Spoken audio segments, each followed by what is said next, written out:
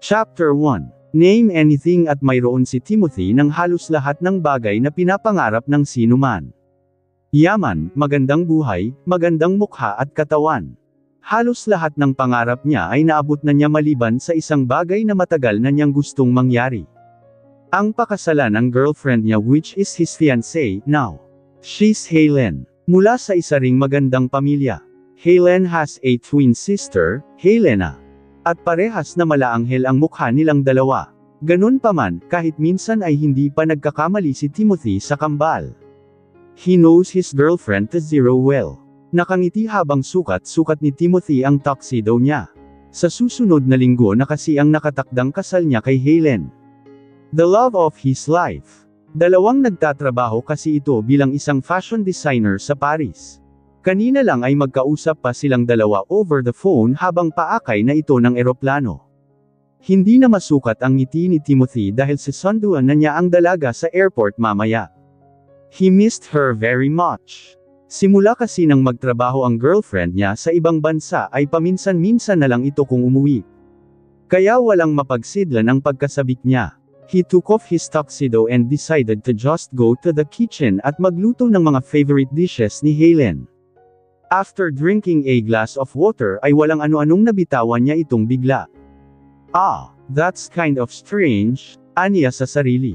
Nagkabasag-basag ang basong iyon pero hindi niya napinansin. Manang, tawag niya sa katulong nilang si Manang Tina. Medyo may katandaan na rin ito sa edad niyang 50 pero malakas pa rin ang pangangatawan. Siya ang halos nagpalaki na kay Timothy while his parents were busy running their business na ngayon ay siya na ang namamahala.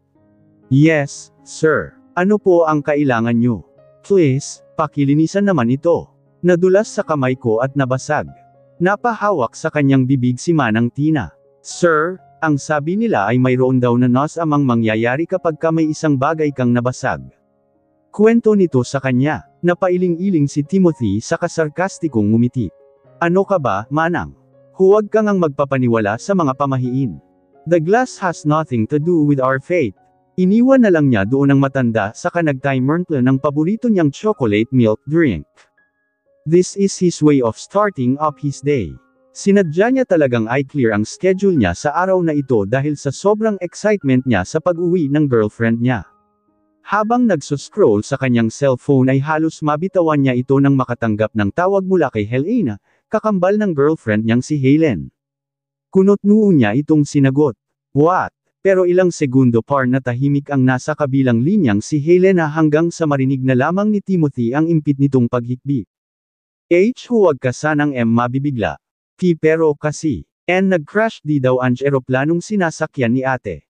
Nanginginig at garalgal ang boses niya nang sabihin iyon. Hindi agad na nakakurap si Timothy. Pakiramdam niya ay sandaling tumigil ang tibok ng puso niya. Parang may mabigat na bagay na nakadagan doon. Umiling-iling ang binata. No, Helena, stop joking around, okay. Ano ka ba? Plane crash. Pash. Pauwi na ang ate mo, anito na tila hindi matanggap at ma-process lahat ng mga narinig niya mula kay Timothy. Wala na si ate Helen, Timothy. She's dead. Wala na ang ate ko. Nang sabihin niyo ni Helena ay doon na siya napahagulhol ng tuluyan. At doon na tuluyang bumagsak ang mga luha ng binata. Humahanggos nitong sambit. Pinaghahadges niya lahat ng nasa mesa niya. Sigaw nito. Nanunuot ang sakit sa puso niya. Para siyang tinataga habang dilat ang mga mata niya. Para siyang mababaliw sa sakit. He questioned the Almighty. Why? Why does it have to be Helen? Of all people, why? Ikakasal pa dapat kami, I was supposed to live my happily ever after with her. Habang impit na humihikbi. Nabitawan na nito ang kanyang cellphone while the call is still on. Napatikip na lamang si Helena ng kanyang bibig sa kabilang linya to stop herself from bursting into much tears. Nasasaktan siya nang marinig ang iyak ni Timothy. Nasasaktan siya para sa pagkamatay ng ate niya. Pakiramdam niya, unti-unting gumuguho ang mundo nila. Nasasaktan siya para kay Timothy. He was so much excited for the wedding. He is so in love with her twin sister, at kahit na noon pa man ay may lihim na itong gusto sa binata, ni-set aside niya ang nararamdaman niya para sa dalawa. Ganun niya kamahal ang mga ito. Buong pamilya nina Timothy at Helena ay nagluksa sa pagkamatay ng dalaga. Alam nila na wala ng pag-asa pang mabuhay ito dahil sa plane crash lalo pat walang naibalitang survivor. Isang buwang matapos ang pagkamatay ni Helen ay hindi nakausad sa buhay niya si Timothy. He kept on dwelling on his past. Hindi niya pa rin talaga matanggap. 1 month isn't enough to move on. Preska pa rin ang sugat sa puso niya. At wala siyang ideya kung kailan ito maghihilom, o kung hihilom pa nga ba. Tim, ang sabi ni Mommy ay pumunta ka raw sa bahay mamaya. Birthday namin ni Ate Helen. Did you forget? Alam mo na, tulad ng nakasanayan. Wika ni Helena habang nakatayo sa tapat ng kwarto ni Timothy. Nakatalukbong lang ng kumot ang binata pero gising ito. Bukod sa katotohanang napabayan na niya ang trabaho niya ay pati na rin ang sarili niya. Lagi na itong naglalasing. Naging patapon na ang buhay niya. But who would forget? Kahit kailan, hindi niya makakalimutan ang araw na ito. Can you just leave, Helena? Sa tuwing nakikita-kita, nasasaktan ako. Don't ever show your face to me again. Pagdidiin ito habang nakatalukbong ng kumot. Helena moved closely into him. But my parents are waiting for you, Tim. Tulad ng dati, nakalimutan mo na ba? You used to dance the two of us. Doon na napabangon ang binata at galit na hinarap si Helena. Bingi ka ba, ha? Hindi ka ba makaintindi? That shout startled Helena dahilan para mapa-atras siyang bigla. Sorry, kasi, akala ko. Ano? Akala mo gusto ko ding isayaw ka tuwing birthday niyo ni Helen? No, I was just doing that because of your twin. Ngayon na wala na siya, wala na rin akong dahilan pa para gawin iyon sa'yo. I am not dumb to not know that you like me. But sorry, Helena, you are not Helen and you will never be her. Iyon na yata ang pinakamasakit na katagang narinig niya mula kay Timothy. Mabilis na pinahid ng dalaga ang palm attack na luha sa pisngi niya saka nagmamadaling lumabas ng silid na iyon. Helena is a total opposite of Helen. She loves going to bars late at night, she loves getting drunk, she loves hanging out with friends. Para kasi sa kanya, maiksilanag ang buhay kaya kailangan din natin ng spice sa buhay. Kontento na rin naman siya sa pagiging manager sa isang kilalang salon. Isa pa, she is an outgoing type of person. Go lang ng go. Bagay na nakakapagpa-turn off kay Timothy. Kaya kahit na halos magkamukha na sina Helen at Helena, kailanman, hindi siya nalitaw sa dalawa because he knows the twins too well. Samantalang si Helen, she is modest. Masyado itong formal at disiplinado. Mataas rin ang pangarap, bagay na nagustuhan sa kanya ni Timothy. Para kasi kay Timothy ang formal babae ay hindi puntahan ng mga bar o di kaya ay malayo na gawin ang mga bagay na di gawain ng mga kababaihan. Few months had passed after her twin sister passed away at tila tumigil na rin sa pag-ikot ang mundo ng mga magulang nila Helena at Helen. Nasasaktan siya ng sobra kapag minsang naiisip niya na naisasantabi na siya dahil sa pagkawala ng ate niya. Na kahit nandyan siya, hindi siya iyong hinahanap ng lahat. Mula kay Timothy hanggang sa daddy niya, baliwala siya. Helen is her daddy's favorite. Kaya nang mawala ito, para rin siyang nabalewala. Even her own family at lalong-lalo na si Timothy. At ngayon, she found herself at the bar again with her friend, Bea. Pansamantala niyang sinusubukang kalimutan ang mga nangyari. Hello, boys. This is Helena, my dear best friend. Malungkot lang siya ngayon. I am trying my best to make her happy. Huwag kayong mag-alala, hindi man halata pero hindi siya nangangagat. Mukha lang nangangagat, hindi ba, girl? Pinandilatan pa nito ng mata si Helena. Hindi ka naman nagsasabi na ganito pala kaganda ang kaibigan mo, Bea. Hi, Helena. I am Froilan. Nice to meet you. Pilit nang umiti si Helena. Nice to meet you din. Sabay talikod niya para umirap. Let's drink. Yaya ng isang lalaki. Medyo gwapo naman pero wala pa ring makakatalo kay Timothy kung si Helena ang tatanungin. Agad na nagka-violent reaction ang dalaga sa sinabi nito. Sinikos-siko niya si Bea sa kabam-ulong. Hoy, are you sure we are going to drink with this man? Ayaw ko nga, siniko siya pabalik ni Bea. Girl, dito natin malalaman kung sino ang tunay na gentleman sa kanila. Ano ka ba? Nang umikot na ang baso ay isa-isang nagsiinom silang lahat. Nakakadalawang shots pa lang si Helena pero pakiramdam niya ay umiikot na ang mundo niya. Who would drink a Bacardi for the first time? Pakiramdam niya, hindi na siya aabot ng 5 shots at gagapang na siya pauwi. Tama nga si Bea, mukhang masaya nga dito. Lalo pa at masasarap din kaus-apat kasama ang mga lalaking kaibigan nito. Nagpaalam na muna na magbabanyo si Bea kaya naiwan si Helena sa lamesa kasama ang mga lalaki. It's Helena's turn again. Shot, shot, shot. Hiyaw ng mga lalaki. Pipikit-pikit pa ang dalaga na tinanggap ang shot niya, linuman na sana niya iyon pero bigla itong inagaw sa kanya. Natapon pa nga ng kaunti. Hey! Suway niya. Nanlalabo ang paningin niya at hindi halos makilala ang mukha ng lapastangang umagaw ng sana ay shot na niya. Who did that?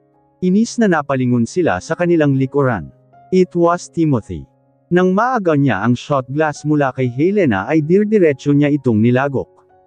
What are you doing here, Helena? Tiimbagang at tila galit nitong tanong. Inirapan siya ng dalaga. Kilalang kilala niya ang boses ni Timothy. Why does he need to be here? He knows you, Helena.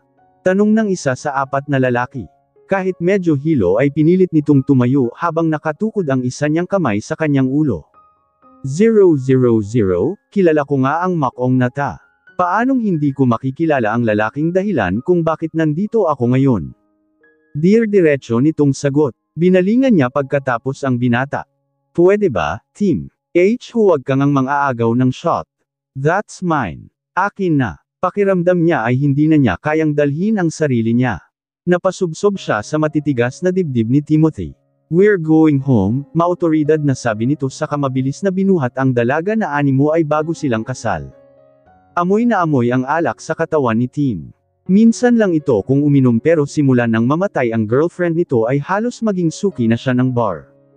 Kahit sa kanila ay walang araw na hindi siya nag-iinom. Bago pa man makarngal si Helena ay buhat na siya nito at wala rin naman siyang sapat na lakas para makababa. Pakiramdam niya ay huminto saglit sa pag-ikot ang mundo niya. She felt safe in Timothy's arms.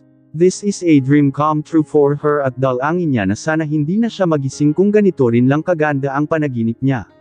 Pagkailang ang naramdaman ni Helena nang ay lapag siya ni Tim sa kama nito. Tiningnan siya ng masama ng binata.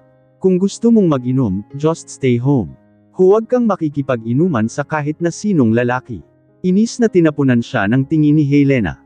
And you sound concerned now pagkatapos mong saktan ang damdamin ko. I am not concerned. Ayaw ko lar na nakikitang paggala-gala ang mukha ng babaeng mahal ko at sama-sama pa sa ibang lalaki. It's not nice. Suck. Sarkastikong natawa ang dalaga. Ha, so kasalanan ko pa ngayon na kambal kami. Naparehas kami ng mukha. Hindi nakasagot agad si Timothy. He heaved out a deep sigh. I missed her so much. Tago sa puso ang sakit ng bitawan ni Timothy ang mga katagang iyon. Nasasaktan si Helena para sa sarili niya, at higit doon ay nasasaktan siyang makita niya mismo sa mga mata ni Timothy ang nag-aapoy na lungkot. Kaya bago pa man niya patayin sa sakit ang sarili ay tumayo na siya agad. I am leaving. Salamat. Helena was about to leave nang magsalita pa ulit si Timothy. Please be Helen, just for tonight. He sounded desperate. Lalong kumirot ang puso ni Helena. She bit her lower lip after hearing those words. Napatigil siya sa pagpihit ng doorknob at bahagyang nanigas sa kinatatayuan niya. Lalo na nang maramdaman niya ang mainit na pagyakap ni Timothy mula sa kanyang likuran. Nanghinang bigla ang mga tuhod niya. And before she knew it, bumigay na siya. Parang wala sa sariling pinaghahalikan siya ni Timothy. Nakakalunod iyon. Mahirap labanan ang dala nitong sensasyon sa kanya. A tear fell down her cheeks thinking of doing this to her twin sister. Nakalimutan na niyang respetuhin ang pagkamatay ng kapatid niya. Nakalimutan na niyang magtira ng kaunting respeto para sa sarili niya. Ngayong gabi lang naman, hindi ba? Kahit ngayong gabi lang ay sa kanya siya Timothy. Kahit ngayong gabi lang ay maranasan niyang piliin. Isang gabing kasiyahan kapalit ng habang buhay na sakit. Nagising na lamang kinaumagahan si Helena na wala na siyang saplot. Tanging kumot na lang ang bumabalot sa kanyang katawan. Nanginginig pa siyang napayakap sa kanyang sarili at napaiyak. She finally surrendered herself to a man who doesn't love her back, hoping na sana sa susunod na bukas, o sa susunod na habang buhay siya naman ang piliin nito. Wala na si Timothy nang magising siya. Kahit nananakit pa ang katawan lalo na ang pagkababae niya down there ay pinilit niyang tumayo para isa-isang damputin ang mga nagkalat niyang damit sa sahig. Maya-maya pa ay lumabas si Timothy mula sa banyo na nakatapis lang. Naabutan pa niya na nagbibihis ang dalaga pero parang hangin ito ulit sa paningin niya. Tim, uutol-utol na bulalas ni Helena. His cold stares met her eyes. Pwede ka nang umalis at umuwi. Lamig ang naramdaman ni Helena. Ganon na lang yun, Tim. Malademonyong gumisi si Timothy. Yes, bakit? Don't tell me umaasa ka na ikaw na lang ang mahalin ko dahil magkamukha kayo ng kambal mo. Dream on, Helena tuloy-tuloy na pamatak ang mga luha sa pisngi ng dalaga. Nadagdagan pa ng sikip ng kanyang puso. Pinaasa niya lang ang sarili niya. Maliwanag namang sinabi ni Timothy sa kanya na isang gabi lang. Siya lang itong umasa at nasaktan. Umasa siya na baka pwede sila, na baka pwedeng siya na lang. Lumipas ang halos 2 linggo matapos ang nangyari sa pagitan nila ni Timothy ay nakabalik na siya ng tuluyan sa sarili niya. Akala niya magiging maayos na ang lahat, pero isang araw ay bigla na lang siyang nahilo at nagsusuka.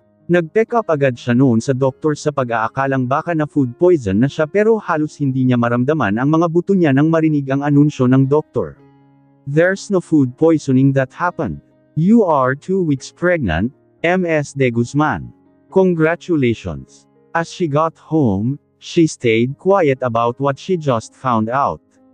Isang tao lang ang pinagkakatiwalaan niya at hindi siya nag-atubili na tawagan ito kahit pa nanginginig ang mga kamay niya.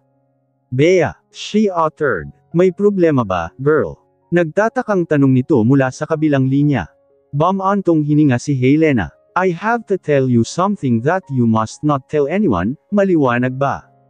Tumanggaw-tango naman si Bea hawak-hawak ang kanyang cellphone sa tenga.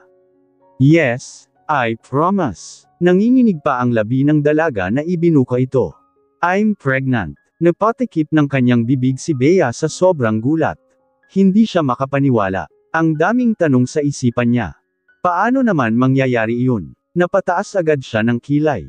Hoy, girl. Huwag mo nga akong niloloko-loko dyan at baka makurot kita sa singit. But I am telling the truth. Pilit na hininaan nito ang boses niya at baka marinig ng mga magulang niya. Zay, I need an evidence. Nisend ni Helena ang picture ng pregnancy test niya through Messenger. Hindi pa rin ako convinced, Paud mo itong kunin sa internet. Pagdududa pa nito. Alam mo, nagsisisi din ako minsan bakit ikaw ang kaibigan ko, Bahala ka na nga dyan kung ayaw mong maniwala. Papatayin na sana niya ang tawag pero nagsalita pa si Bea. Hep. Oo na, fine. Ikaw na ang buntis kahit binaga mo ako ng sobra. Kung totoo man iyan, sino ang ama? Wala kang ang jowa. Binuntis ka ng Holy Spirit ganun. Virgin Mary lang ang peg. Dir-diretsyong pagtatalak ni Bea. Si Timothy. Napatigil si Bea sa pagtatalak habang pinaprocess ang narinig niya. Hindi makapaniwalang napakurap-kurap siya. Wait. What? Timothy? Timothy as in ex ng ate mo. Natahimik si Helena. Shocks. Silence means yes. Oh my gosh, Helena. Pinatay na ni Helena ang tawag dahil sumasakit na ang tenga niya sa boses ng kaibigan. Ang importante ay alam na nito and for sure she will keep it dahil lahat ng sikreto nilang dalawa ay kanila lang. Sa ngayon, wala pa siyang balak na sabihin sa pamilya niya ang tungkol sa bata. Kapag nalaman nila ay siguradong makakarating din ito kay Timothy. Bagay na ayaw mangyari ni Helena. As much as possible, she wants to keep her pregnancy private, hindi na siya pwedeng magtagal dito. She needs to go away for the meantime para makalayo muna. Handa siyang talikuran ang career niya and start from scratch kung iyon ang kinakailangan. Buo na ang desisyon ni Helena na hindi ipagtapat sa kahit na sino ang pagbubuntis niya. She asked for her parents' permission if she could continue reaching for her dreams abroad as what her parents wanted in the first place. Mataas ang pangarap sa kanila ng mga magulang nila. Kaya nga medyo mas naging paborito nila ang namatay na kakambal ni Helena dahil ito lang ang nagpersige na mangarap ng mataas noon at naglakas na makipagsapalaran sa abroad. But now, it's time to turn the tables. Siya naman ngayon ang makikipagsapalaran. She booked a ticket papuntang England.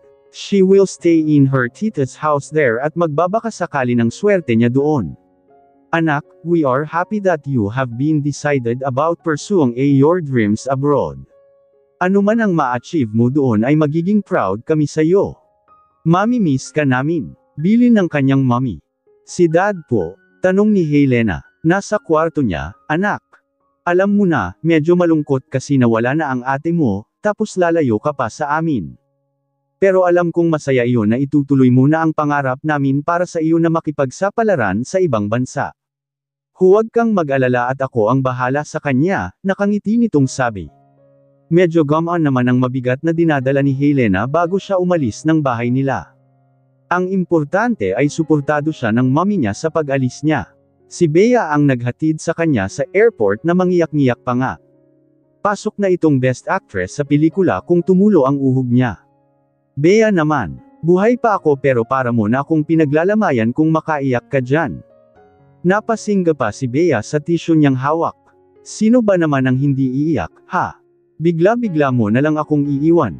Ang bilis naman kasi, Hindi ako makapaniwala. Huhuho. Basta, ang bilin ko sa'yo.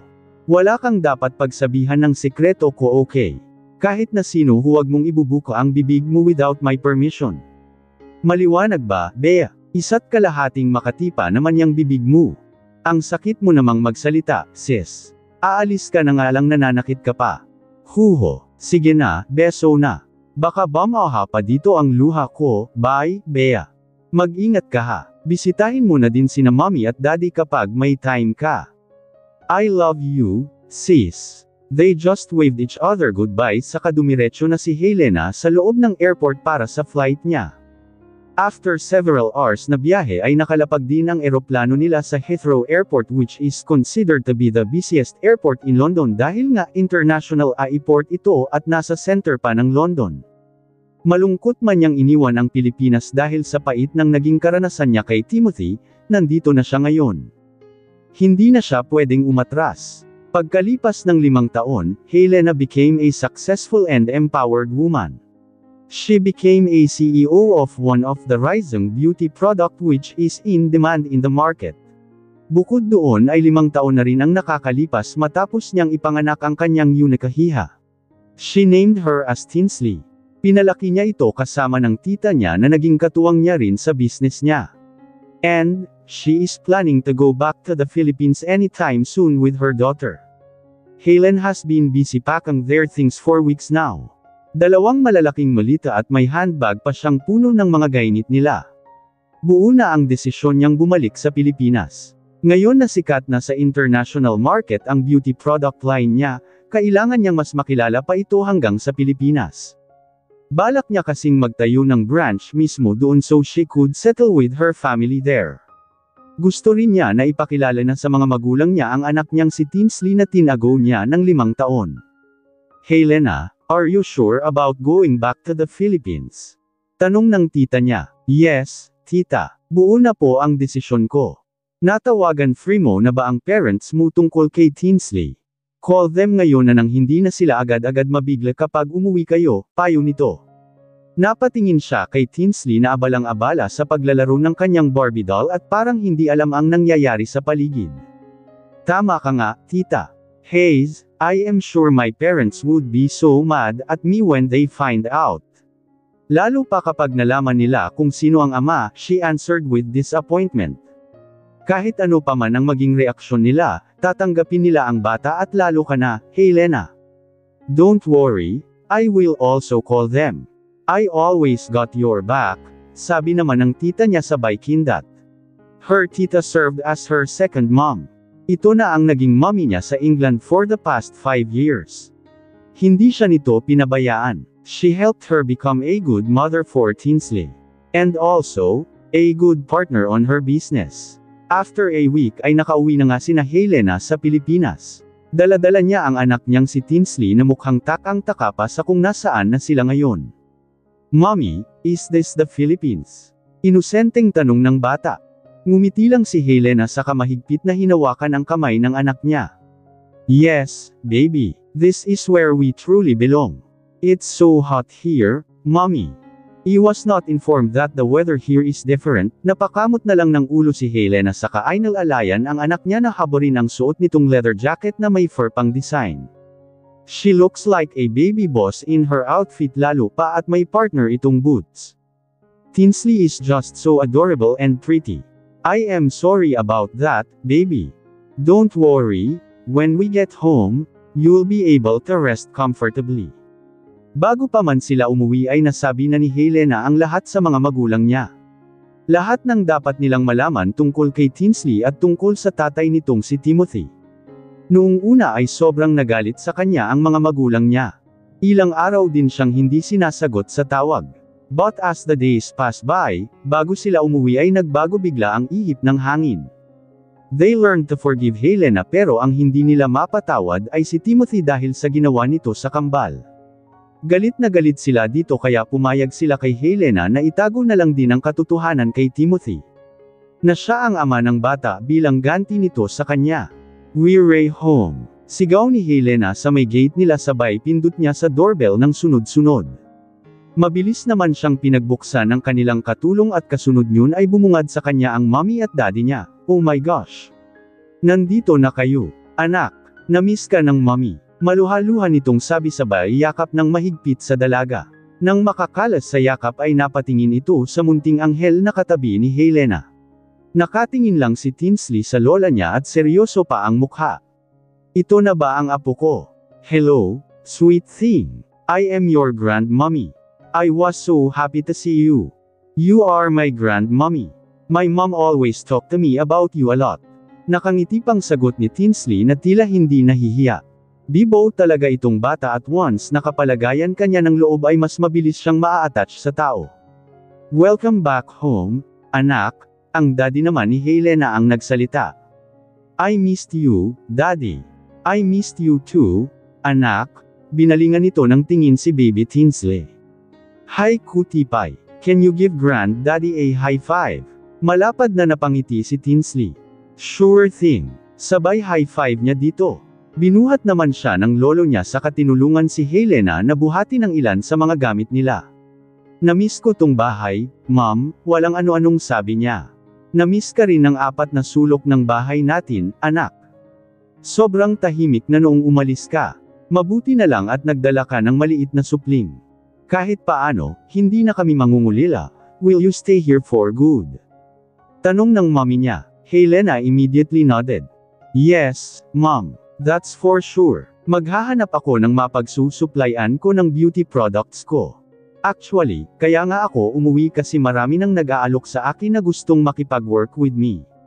So, I thought it would be a good idea kung magtatayo ako dito ng branch. My tita will take care of our main branch in England.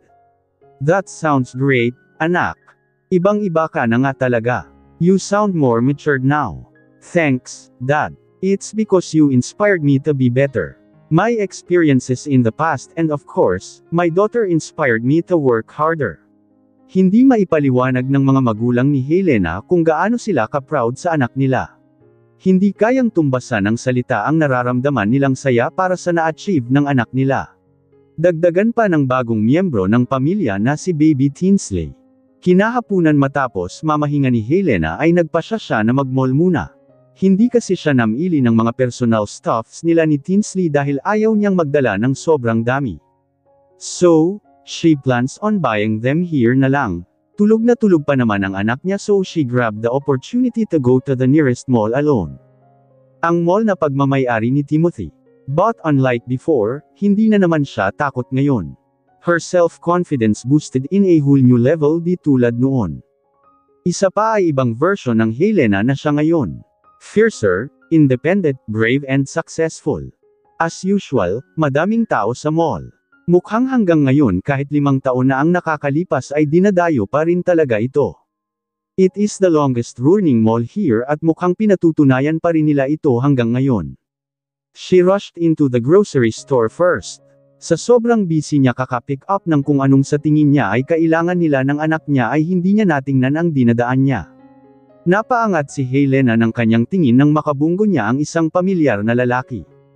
Imbes na pulutin ang nahulog na cookie sa sahig ay natigilan siya nang makitang nakatayo na si Timothy sa kanyang harapan. He also looked shocked. Halata sa mga mata nito. Nakaawang pa ang mga labi niya. Helena, Tim, she uttered. Parang nakakita ng multo si Timothy kung makatingin sa kanya. Hindi ito makapaniwala na nakatayo na sa harapan niya si Helena ngayon and she looks far different than the girl that he knew 5 years ago. Kasalukuyan na nasa coffee shop si Timothy kasama si Helena. Gustuhin man siyang tanggihan ng dalaga sa alok niyang coffee ay hindi na siya tumanggi para patunayan sa binata na hindi siya apektado. Nawala na lang sa kanya ang nangyari sa kanila noon but a pure mistake. Congrats, I heard about your business success. I never thought you've gone that far. Napasmirk si Helena sa isipan niya sabay iwas ng tingin. Suck. Siyempre, hindi mo maiisip na magiging successful ako because you never see me as a woman. Si ate lang ang mahalaga sa'yo. Inis na wika nito sa isip niya. Thanks, my experiences mold me to become where I am today, she answered directly. Bang iba ka na ngayon, Helena? Pilit lang na napangiti ang dalaga. I know, maiksi na sagot niya sabay higop ng kanyang kape.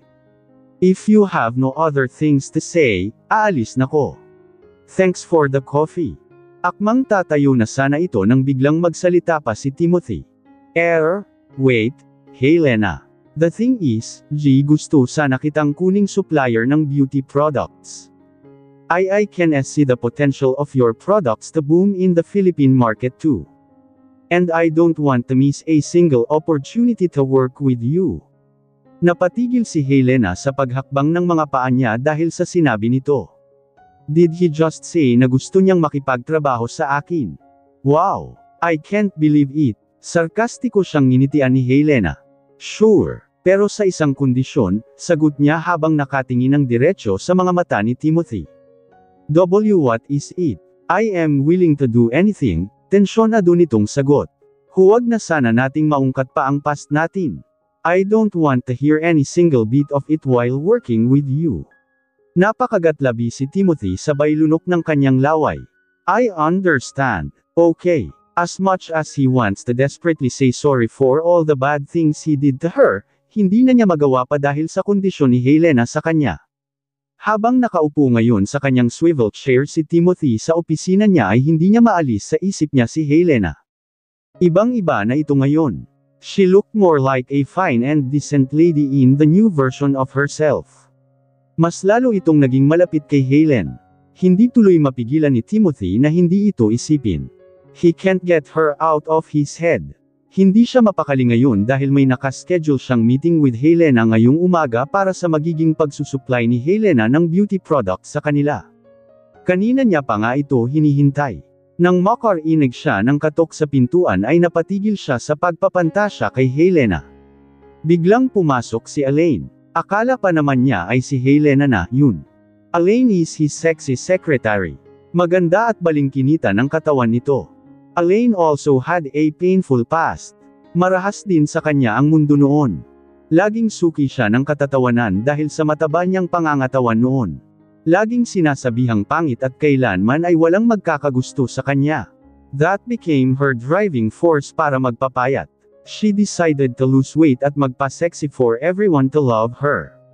Gusto niyang mapansin rin siya ng lahat hindi dahil sa laki niya kundi dahil sa ganda niya at ng katawan niya. She worked out, nag-diet, nag-gym, at kung ano-ano pang pagpapapayat ang ginawa niya bago siya naging ganito ka-sexy.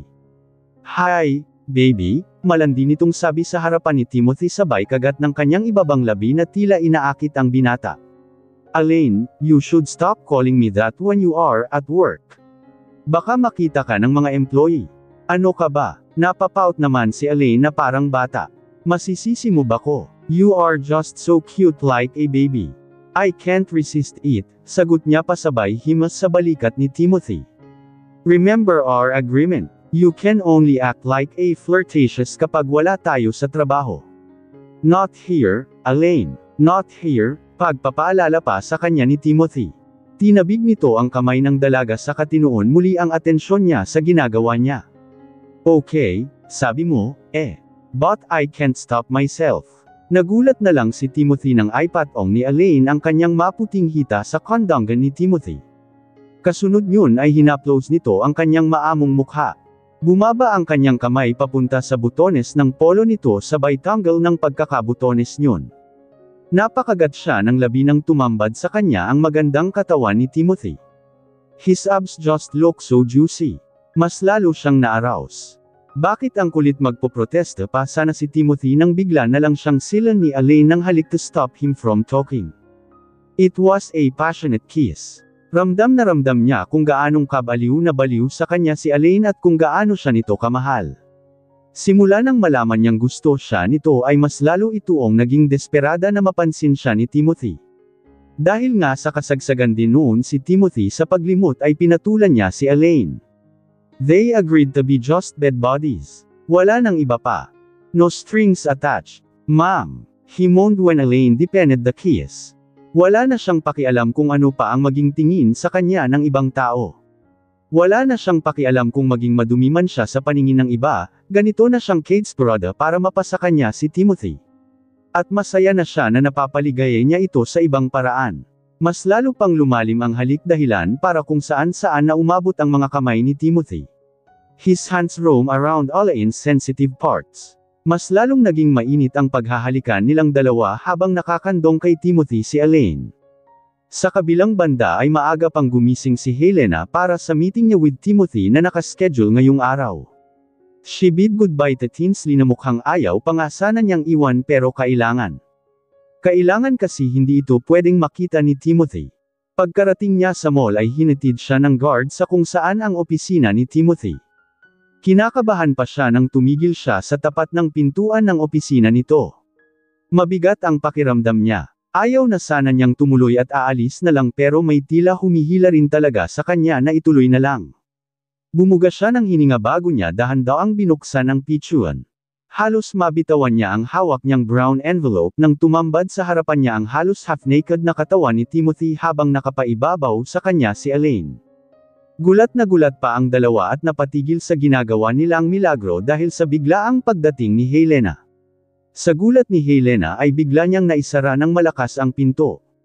Nanginginig siya ng mapasandal sa labas. Hindi niya inasahan na iyon agad ang bubungad sa kanya ngayong umaga. Hindi niya rin maintindihan kung ano ang mararamdaman niya. Hiya ba, o sakit? Sa tagal ng panahon na lumipas ay napatunayan niya sa sarili niya na mahal niya pa rin talaga si Timothy. Na may nararamdaman pa rin talaga siyang pagmamahal sa binata. Nagmamadaling inayos ni Elaine at Timothy ang sarili nila. Patay mali siya naman na lumabas si Elaine sa opisina ng binata. Nang makalabas siya tinarayan niya pa si Helena na nakasandal sa pader sa labas ng opisina. Sok, asek nito sabay flip ng kanyang buhok. Mukhang nabitin si Elaine kaya bad trip siya kay Helena. Napakunot noon na lang ang dalaga. Problema noon, mahina niyang wika sa sarili. Maya-maya pa ay napagpasyahan na niyang pumasok sa loob ng opisina ni Timothy na tila patay mali siya at para bang wala siyang nakita na hindi kaaya-aya kanina lang. She cleared her throat when she entered Timothy's office. Good morning, tipid na bati niya habang sinusuri ng tingin ang itsura ni Timothy pababa sa katawan nito. Medyo gusot pa ang damit nito at magulo ang buhok. Napailing-iling na lang si Helena. Of all places dito pa talaga sila nag-shock-shockan. Aniya sa isipan sabay upo. Nahihiya na napakarmot ng kanyang ulo si Timothy. About what you saw earlier? I am so sorry. It's okay, Tim. Besides, it's your personal life. Hindi naman ako mangangialam, malamig na sagot niya. There is no single expression in her face. Hindi tuloy siya mabasa ni Timothy. Iniisip niya tuloy na iba na nga talagang Helena ang kaharap niya ngayon. Hindi na ang Helena na mabilis tumulo ang luha kundi ang Helena na mas pinatatag at pinatapang ng nakaraan nito.